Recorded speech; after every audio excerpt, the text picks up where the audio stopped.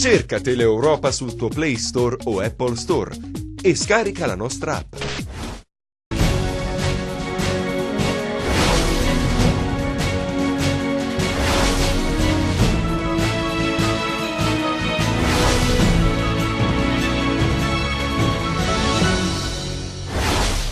Sono accusate di estorsione, rapina e ricettazione le 14 persone destinatarie di misure cautelari eseguite questa mattina dai carabinieri a Corigliano Calabro, i provvedimenti emessi dalla procura di Castrovillari. Traffico internazionale di stupefacenti, in manette 24 persone, smantellata un'organizzazione che operava in Lombardia, Calabria e Puglia. Confiscati i beni a un imprenditore per 1 milione di euro, le indagini della Guardia di Finanza che hanno accertato la provenienza illecita dei beni. Il presidente della regione Mario Oliverio analizza i dati delle urne. Per il PD è una sconfitta netta, dice ai nostri microfoni. Troppi contratti a termine per i ricercatori. Interviene l'Unione Europea. La parlamentare Laura Ferrara ammonisce. Si configura la possibilità di abuso per l'Italia. Il comune di Polistena è il primo in Calabria ad approvare la Carta dei servizi sociali nell'ambito della riorganizzazione del settore. Successo inutile dei lupi sulla Viterbese, il 2-1 non basta a conquistare la finale con l'Alessandria, passano i laziali grazie al vantaggio acquisito nella rocambolesca gara d'andata. Buonasera dalla redazione del TG10, dunque la cronaca in apertura con l'operazione tribunale condotta dai carabinieri a Corigliano, accusate di estorsione, rapine e ricettazioni le 14 persone destinatarie di misure cautelari. Sentiamo. Ma come c'era un po' di brasa, magari, non sta a prendere? Ah, mazzicare, voglio. La piano quartiere, la mazzicare. Come c'è un rumore?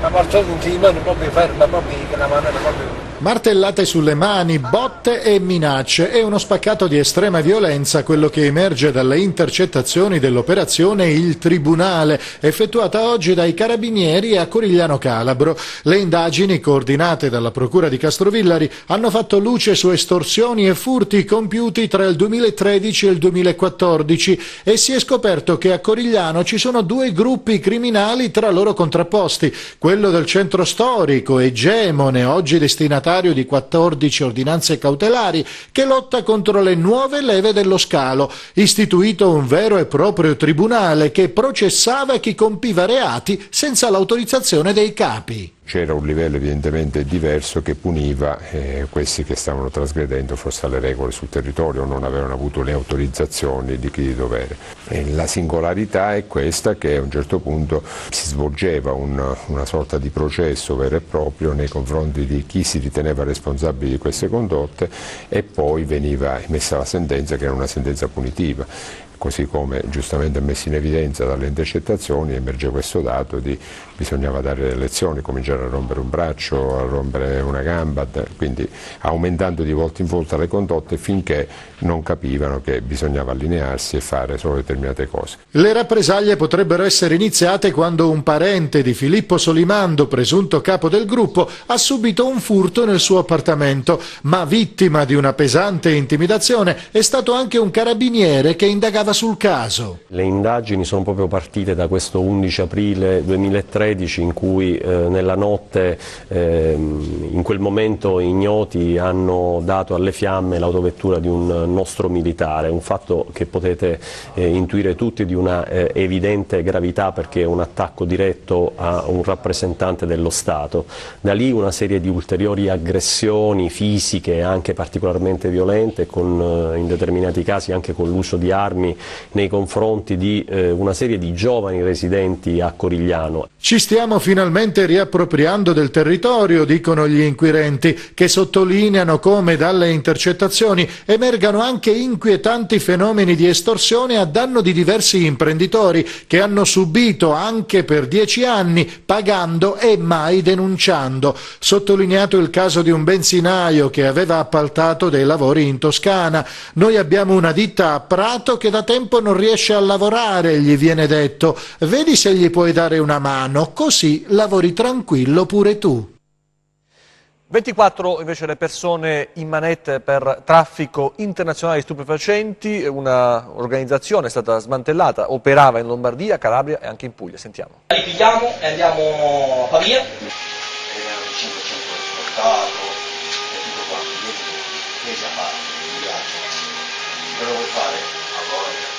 Pronto?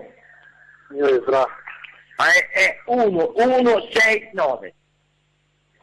1169, ok, va bene. Discutono di droga e armi nelle intercettazioni captate dai finanzieri che dalle prime luci dell'alba hanno effettuato un'imponente operazione denominata appunto Fumo e Piombo e che ha consentito di smantellare un'associazione dedita al traffico internazionale di droga e alle rapine operanti sull'intero territorio nazionale.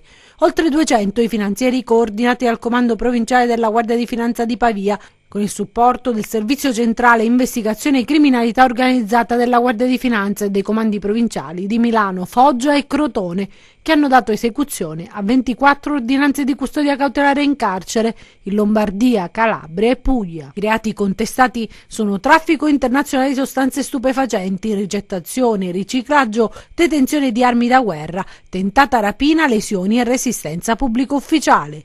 Le indagini coordinate dalla Procura della Repubblica di Milano hanno consentito il sequestro di oltre 2 tonnellate di stupefacenti, oltre a beni mobili e immobili per 2 milioni di euro. Le investigazioni hanno consentito di disarticolare un'associazione criminale dedita all'importazione di ingenti quantitativi di droga che aveva la propria base operativa in un'officina di Bollate, trasformata in un vero e proprio bunker all'interno del quale era stato ricavato un poligono di tiro per il collaudo delle armi. Tanti e sofisticati erano gli accorgimenti adottati dai membri del sodalizio per evitare il controllo da parte delle forze dell'ordine. Nonostante però tutte le misure di protezione adottate, le fiamme gialle sono riuscite a raccogliere elementi sufficienti per sequestrare diversi carichi di stupefacente, arrestando i corrieri e disarticolando i canali di approvvigionamento, un lavoro certosino che non solo ha permesso di ricostruire la struttura dell'organizzazione delineandone ruoli e compiti di capi e gregari, ma ha anche consentito di scoprire come veniva ripulito il denaro ricavato dalla vendita della droga. 9 le società sequestrate attraverso le quali il denaro veniva riciclato, oltre ad autovetture e immobili residenziali acquistati con i proventi illeciti. Ti prego. C'è 1000 figli, ti prego. Lasciamo la cronaca per un po', parliamo di politica. Il governatore Oliverio analizza il dato elettorale e parla di una sconfitta netta per il PD. Sentiamo. I risultati elettorali con l'evidente vittoria dei 5 Stelle in Calabria, così come nel resto del sud, consensi che i grillini sono arrivati soprattutto dai delusi del PD e fuga mal digerita. Lo si evidenzia anche dall'analisi del voto che il presidente della regione, Mario Oliverio, fa ai nostri microfoni, una presa d'atto, dice, dei numeri. Il risultato elettorale è di una netta sconfitta, diciamo. Non sono qui arzigogoli o una sconfitta generale, cioè non è stato un risultato solo calabrese, magari la sconfitta fosse stata solo calabrese. Ma la sconfitta, per dirla con le parole del governatore, è responsabilità di chi? Oliverio manda messaggi precisi e parla di immiserimento politico e culturale. Mi pare ardito, diciamo, utilizzare un dato di questa portata per fare una polemica interna. Cioè praticamente questa è la riproposizione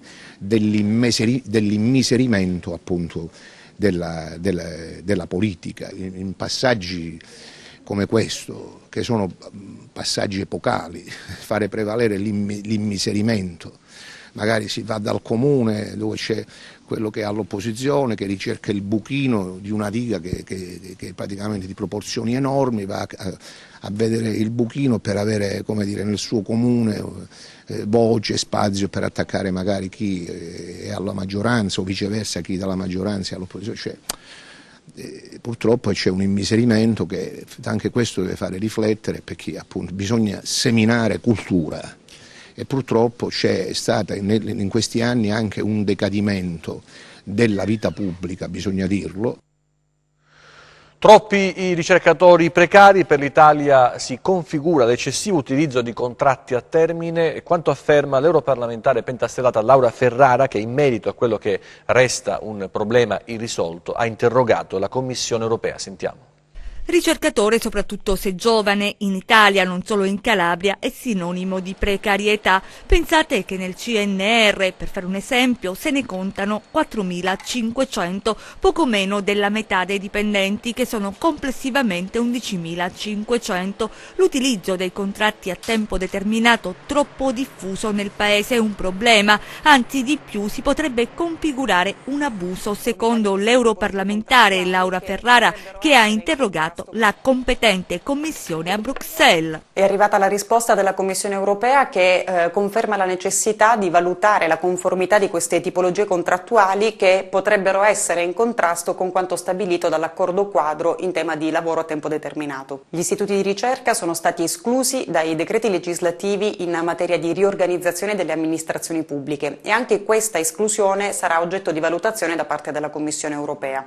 Il contrasto a queste forme di abusivismo, di contratti flessibili negli enti pubblici di ricerca dovrà essere preoccupazione anche dell'Unione Europea, che infatti dovrà prendere una posizione ufficiale con una sentenza della Corte di Giustizia dell'Unione Europea in risposta ad un ricorso presentato dal Tribunale di Trapani nel 2016 che faceva notare proprio le disparità di trattamento in termini di tutela previdenziale, assistenziale ed economica tra lavoratori a tempo indeterminato e lavoratori a tempo determinato, che appunto subiscono delle disparità di trattamento pur svolgendo le stesse mansioni dei primi. Allora ci spostiamo ad Anoia, nel Regino, dove un'allevatrice è stata denunciata per i bovini vaganti e oggi anche Sole 24 Ore parla del fenomeno delle vacche sacre. Sentiamo. L'azione di contrasto contro il fenomeno dei bovini vaganti si fa più pressante da parte delle forze di polizia. Infatti i carabinieri di Cinquefrondi e quelli forestali di Laureana di Borrello hanno denunciato un'allevatrice di bovini di Mammola per introduzione e abbandono di animali in fondo altrui, pascolo abusivo e malgoverno di animali. Su segnalazione di un cittadino, i carabinieri sono intervenuti ad Anoia all'interno di un terreno privato in cui 2 bovini si erano autonomamente introdotti senza guida, ma a trattare del fenomeno vacche sacre oggi è anche l'autorevole quotidiano economico Il Sole 24 Ore, con un articolo del giornalista Roberto Galullo. Il cronista ripercorre tutta la vicenda dei cosiddetti bovini vaganti presenti nella Piana e nella Locride. La religione non c'entra nulla, eppure, come accade in India, spiega, anche per i bovini che in questo periodo dell'anno vagano liberamente nella Piana di Gioia Tauro e in alcuni centri della Locride è vietata la macellazione, vendita e il consumo. Se però in India la vacca è considerata sacra, in Calabria la presunta sacralità fa rima con morte. Galullo nell'articolo si occupa anche del piglio interventista per risolvere il problema del prefetto di Reggio Calabria Michele Di Bari. Si arriva così ai giorni nostri con un prefetto, spiega il giornalista, molto attento anche alla devastante simbologia della mafia, il quale decide di prendere la vacca per le corna, specifica una task force per vincere una guerra che dura ormai da quasi 40 anni. Inizia domani all'Unical il convegno nazionale sulla dislessia, l'evento è stato presentato a Catanzaro in Calabria, potrebbero essere oltre 7.000 gli studenti affetti da questo disturbo ancora non diagnosticato. Sentiamo. Dislessia e disturbi dell'apprendimento. In Calabria i dati reali parlano di 570 casi censiti, ma potrebbero essere molti di più. Nella nostra regione infatti potrebbero esserci circa 7.000 studenti affetti da DSA o disturbo da deficit dell'attenzione e iperattività non diagnosticata. È stato sottolineato nel corso della conferenza stampa a Catanzaro convocata per illustrare la 2 giorni che si aprirà domani all'Università della Calabria, un convegno nazionale organizzato dall'Associazione Potenziamenti. Spesso i bambini che soffrono di dislessia e disturbi dell'apprendimento non presentano problemi cognitivi di nessun tipo, per questo la diagnosi arriva soltanto quando a scuola iniziano i percorsi di apprendimento di scrittura, lettura e calcolo. Il Consensus Conference, che è il documento clinico di riferimento, parla di una percentuale che va dal 2,5 al 3,5% della popolazione in età evolutiva. Gli ultimi dati ufficiali del Ministero dell'Istruzione del MIUR danno la Calabria con una rilevazione dello 0,22%. Questo significa che ci sono all'interno delle scuole più di 8.000 persone che non possono esercitare il diritto ad apprendere perché non hanno avuto una rilevazione precoce e perché non hanno gli adeguati strumenti, ma più che strumenti, le adeguate strategie per apprendere. È necessario dunque potenziare la rete della diagnostica e la Regione, ha sottolineato il delegato alla sanità Franco Pacenza, a breve stilerà anche un protocollo d'intesa con l'ufficio scolastico regionale. Avere una struttura organizzativa, una struttura anche scientifica, tecnica, un supporto intersettoriale che coinvolge il mondo sociosanitario e il mondo dell'istruzione, noi riteniamo che sia un elemento di grande valore rispetto all'investimento della società che verrà. I nostri 100 secondi di cronaca, vediamo. Beni mobili e immobili per oltre €1 milione sono stati sequestrati e confiscati dalla Guardia di Finanza del gruppo di Lamezia Terme a Michele Rutigliano, 61 anni, considerato evasore fiscale socialmente pericoloso. Le indagini hanno portato alla luce un patrimonio che si è rivelato di origine illecita. È emerso infatti che l'imprenditore si è avvalso di 3 familiari prestanome. A Rutigliano sono stati confiscati terreni, fabbricati, quote societarie e veicoli. Il questore di Cosenza ha disposto un daspo urbano della durata di 2 anni nei confronti di un 56enne di Cosenza. L'uomo in 2 distinte occasioni ha spacciato dosi di cocaina e eroina in locali pubblici. All'uomo è stato vietato per un periodo di 24 mesi di accedere nei locali pubblici, sale scommesse e sale gioco ubicate nel comune della Città dei Bruzzi. I difensori delle inviate delle Iene Paolo Sammarco e Anna Spada in un intervento hanno definito disorientante l'iniziativa dei legali di Monsignor Nunnari, i quali pretenderebbero, si legge nella nota, di svolgere una sorta di processo parallelo. In merito al servizio i legali consigliano l'ascolto più approfondito dell'intervista rilasciata dal vescovo emerito. La polizia ha arrestato a Rossano nel Cosentino un 43enne e un 48enne con l'accusa di spaccio di sostanza stupefacente. Nel corso di una perquisizione domiciliare è ritrovato un panetto di hashish di quasi 100 grammi.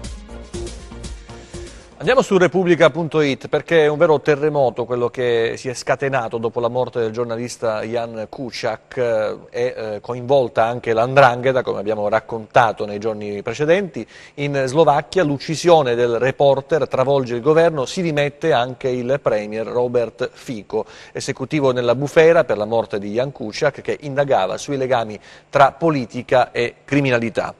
E adesso parliamo del comune di Polistena, dove è stata approvata la carta dei servizi sociali per la prima volta in Calabria. Il comune di Polistena riorganizza il distretto sociosanitario di cui è capofila e che raggruppa 13 comuni dell'area e attraverso un'opera certosina lancia la prima carta dei servizi sociali in Calabria, giocando d'anticipo rispetto agli altri comuni calabresi. A presentarla è lo stesso sindaco Michele Tripodi in una affollata conferenza stampa nel salone delle feste dell'ente. Abbiamo voluto realizzare un piccolo opuscolo che distribuiremo a tutti gli utenti del comprensorio, siamo oltre 40.000, che elenca i servizi di cui i cittadini, le persone aventi diritto, possono usufruire su questo ambito. E noi contiamo attraverso questo strumento di poter ottimizzare i servizi alle persone bisognose, che spesso sono sole, che spesso si trovano anche disorientate perché non conoscono il tipo di servizi offerti dalle istituzioni, ma anche incrementare l'occupazione, perché c'è bisogno di far lavorare molti giovani che sono professionisti, dico io, perché con attestati di OSS e di OSA si può accedere benissimo a dei posti di lavoro che vengono creati con questo meccanismo della carta dei servizi sociali e dei voucher che verranno distribuiti agli utenti aventi diritto. Quindi ecco, abbiamo secondo me impresso una svolta in tema di politiche sociali per il nostro territorio e saremo da apripista ancora una volta, da Polistena, un esempio importante per tutta la Calabria. 11ª edizione del Festival dell'Energia e dell'Acqua a Rende, evento promosso dall'Associazione Energia Calabria con la collaborazione dell'Ordine degli Ingegneri di Cosenza e della Fondazione Mediterranea. L'appuntamento dal 27 al 29 marzo prossimi. Ne abbiamo parlato con Nicola Denardi, direttore del Festival. Sentiamo. Tutto pronto per l'11ª edizione del Festival dell'Energia e dell'Acqua organizzato dall'Associazione Energia Calabria in collaborazione con l'Ordine degli Ingegneri di Cosenza e della Fondazione Mediterranea. L'ingegner Nicola Denardi, che è il direttore del Festival. Intanto quali saranno le novità quest'anno? Diciamo che questo evento è alla 11ª edizione ed è un progetto approvato dalla Regione Calabria. Si svolgerà al Museo del Presente, ci saranno 6 sessioni dove si tratteranno i temi attuali dell'energia e dell'acqua che sono essenziali per la nostra sopravvivenza. L'obiettivo dunque di questa manifestazione, ingegnere? L'obiettivo è molteplice, è rivolto ai professionisti, quindi ingegneri, architetti, geometri e perito industriale. Per tutti questi ci sono i crediti. Poi è diretto ai cittadini, è diretto alle scuole, per sensibilizzare su questo tema dei cambiamenti climatici, ma anche dell'erosione costiera, dell'uso dell'acqua o dello spreco. C'è anche la soddisfazione che alcuni che ci hanno seguito fin dalla prima edizione, nel 2007, quando l'energia rinnovabile imperava, abbiamo la soddisfazione che continuano a venire e che si sono aperte delle piccole imprese. Questo è sicuramente un motivo di grande soddisfazione, anche per questo problema che c'è dell'occupazione per i giovani. Tratteremo anche un discorso di start-up, quel programma Resta al Sud. Diciamo che le tematiche sono veramente molteplici. Il calcio adesso vince il Cosenza, ma in finale va la Viterbese. In estrema sintesi quello che è successo questo pomeriggio al Marulla di Cosenza, semifinale di ritorno, segnano Tutino e Perez, per la Viterbese invece l'ex Calderini, i laziali accedono alla finale con l'Alessandria. Per il Cosenza è stata determinante la sconfitta per 3-1 con tante polemiche al Rocchi 7 giorni fa. Sentiamo. E la vittoria più amara, il 2-1 sulla Viterbese, vale solo rimpianti e delusione per il Cosenza. In finale di Coppa Italia di Serie C va la squadra laziale, che sfrutta il vantaggio acquisito nella gara d'andata, limitando i danni al Sabito Marulla, grazie ad una prova di sacrificio premiata anche da un po' di buona sorte. Lupi costretti a rincorrere senza Mungo, Loviso, Corsi, Bruccini e Pasqualoni. Piero Braglia punta sul suo 3-4-3, marchio di fabbrica che calza a pennello e rossoblu alla ricerca di nuovo smalto, soprattutto nelle soluzioni offensive. La Viterbese si rintana e il Cosenza pressa, mettendole paura. È stato il primo tempo più bello della mia gestione, dirà in conferenza stampa il tecnico toscano. E i fatti gli danno ragione. Il castello degli ospiti comincia a traballare sotto i colpi degli attaccanti calabresi. L'ennesimo corner è quello giusto per Tutino, che brucia tutti e mette in rete il gol del vantaggio.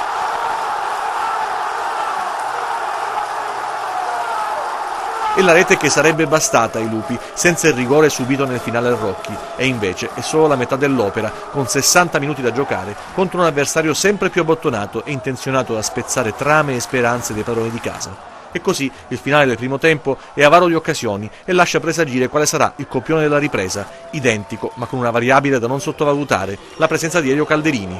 Il Cosenza sbuffa, attacca alla ricerca del raddoppio e lui sta sempre in agguato tenendo con il fiato sospeso i 2800 del Marulla. Alla seconda occasione l'attaccante, con il vizio del gol da ex, ne segna uno pesante che quasi stronca il Cosenza, costretto a siglarne altri 2 per prolungare la storia del match. Ne arriva uno, il primo in maglia rossoblu per Leonardo Perez, poi le solite pause e le solite strategie che consumano il tempo e spengono i sogni dei Lupi. Resta il campionato, da rilanciare a partire dalla sfida con il Lecce di lunedì prossimo. Il primo tempo si poteva fare 4 gol chiare, occasioni a gol.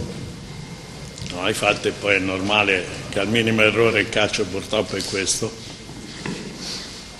E se non batte male la palla a Jefferson vai anche sotto. Cioè il colmo del calcio è questo, l'avete visto oggi. Perciò sono difesi in 12.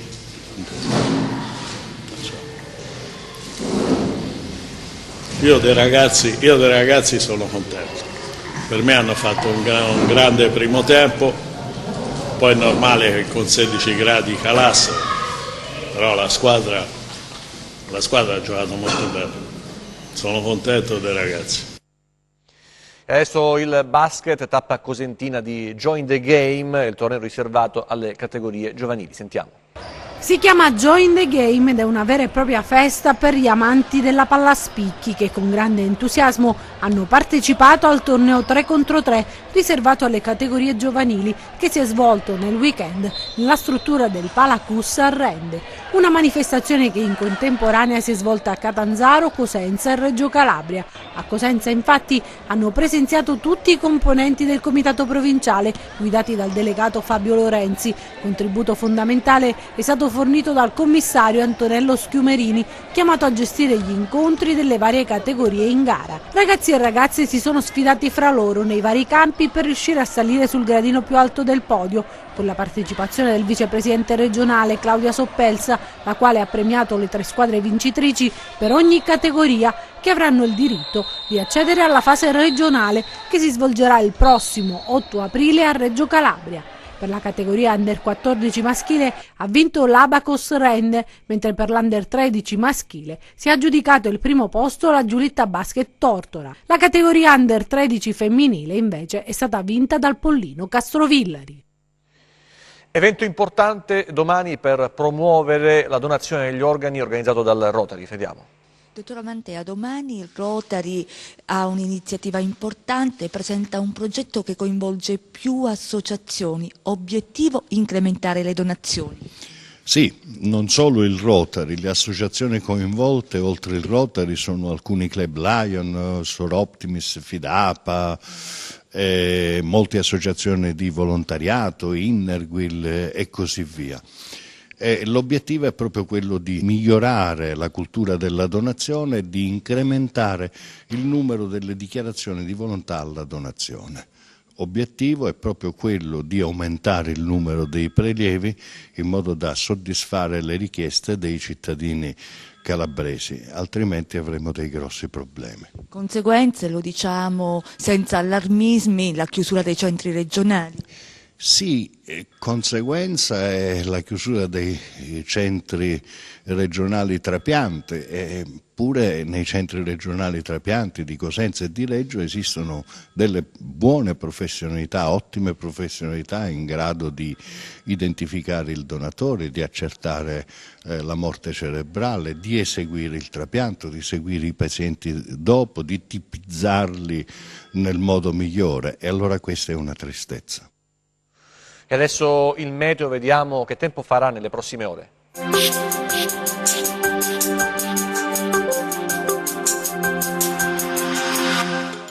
Ben ritrovati da meteoincalabria.it. Sul Mediterraneo continuano a scorrere correnti umide di origine atlantica che apporteranno a fasi alterne un po' di instabilità. Diamo quindi uno sguardo alle mappe in dettaglio. Domani generalmente parzialmente nuvoloso per nubi medio-alte, ma con scarsa probabilità di precipitazioni, salvo isolati e brevi piovaschi, temperature in lieve aumento. Vediamo ora le mappe di mari e venti. Domani mari poco mossi o mossi, con ventilazione da quadranti meridionali. Per ulteriori dettagli consultate il sito meteoincalabria.it. È tutto, grazie per la cortesia attenzione, appuntamento a domani. TG che finisce qui, ci vediamo nelle prossime edizioni, grazie per averci seguito, arrivederci, buona serata.